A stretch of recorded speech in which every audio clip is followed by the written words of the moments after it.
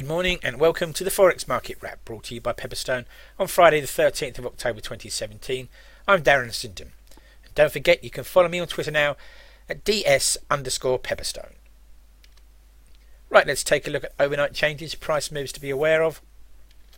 A relatively quiet session today, or at least you'd think so if you looked at this table, but as we'll see, there were moves underlying the closing levels and indeed these opening levels that we're looking at now. We'll look at cable in just a second, but I suppose the standout on the day was Bitcoin, trading recently at $5,737 a coin, but it has been higher. It's up a whopping 77.64% now over the month. Yesterday we saw it move $292 to the good. Right, now cable, we touched on that earlier. A sentiment fueled session in cable, and here's the chart, and you can see what I'm talking about here. Very bearish, this 4-hour candle here in red, quickly countermanded in the latter part of yesterday by this bullish green candle, and we've pressed on from here, and we'll look at the reasons behind that in a moment. So certainly cable alongside Bitcoin, one to keep an eye on today. Right, what's on the calendar? Events that may move the market.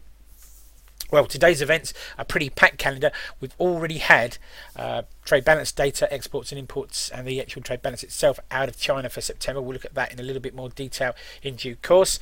A gap really in high impact data until 12:30 GMT time, and then we get retail sales out of the States, and perhaps the highlight of the day, CPI data, US Consumer Price Index and inflation data for September. People will be watching that closely. Obviously, inflation feeding directly into the Fed's views on interest rate rises. And then speaking of the Fed and central bankers in general, we have another afternoon packed full of central bank speakers. Count them: 1, 2, 3, 4, 5 people speaking in a row between 12:30 and 1700 GMT, and then to finish the week, the Baker Hughes oil recount data at 1700 GMT as well. Right, breaking news and comment that's caught my eye overnight. First of all, China's trade balance data sees its imports grow, exports soften, and the trade surplus in the country shrink to a 6-month low.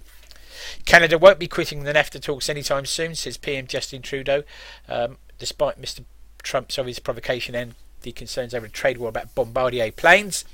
Japan's Nikkei 225 index tests above 21,000 for the first time since 1996. And sterling rallies as German media reports that the EU is to offer the country a 2-year Brexit transitional deal. Right, food for thought, something for you to take away with you into the trading day and to the weekend. And let's think about this. Swiss bank UBS has examined the US consumer credit landscape, and it finds that as much as 83% of US economic growth since 2009 was due to household-related spending in the US. This is a cause for concern, however, as US consumer credit delinquencies are rising once more, even as unemployment continues to fall in the country, as you can see in the chart here. Right, please take a moment to read the risk warning. If you have any concerns about the risks involved in trading CFDs and foreign exchange and margin, then please do talk to your Pepperstone account executive. Thank you for your time, and don't forget to follow me at ds_Pepperstone on Twitter. Thanks very much.